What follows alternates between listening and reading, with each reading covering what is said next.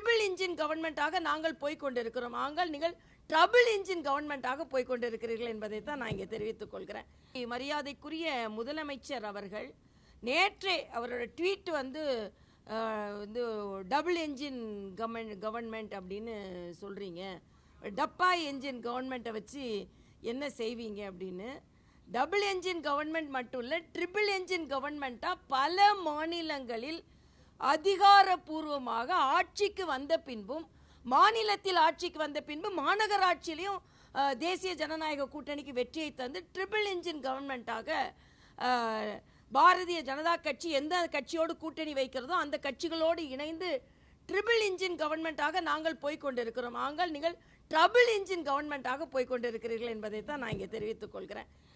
திராவிட முன்னேற்ற கழக திராவிட மாடல் ஆட்சி என்று சொல்வதை விட ட்ரபிள் இன்ஜின் மாடல், நாங்கள் டபுள் இன்ஜின் மாடல், நீங்கள் ட்ரபிள் இன்ஜின் மாடல் என்று சொன்னால் சரியாக இருக்கும். ஏன்னா சட்டம் ஒழுங்கை பாதுகாப்பதில் ட்ரபிள், மக்களுக்கான திட்டங்களை முழுமையாக கொண்டு வருவதில் ட்ரபிள், அதே மாதிரி மக்கள் போராட்டங்கள். இன்னைக்கு அங்கன்வாடி ஊழியர்களுக்கு இவ்வளவு செய்வேன்னு சொல்கிறாங்க, ஆனால் அங்கன்வாடி ஊழியர்களை எப்படி பிரட்டி ரோட்டில் எடுத்தீங்கன்னு மக்களுக்கு தெரியும்.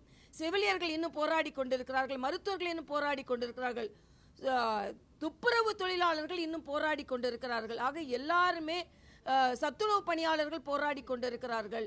அரசாங்க ஊழியர்களுக்கு 20 வருஷமா காத்திருந்ததை கொடுத்தோன்றாங்க. எதை கொடுத்தோன்னு அரசாங்க ஊழியர்களுக்கே ஒரு முழுமையான ஒரு தன்மை இல்லை.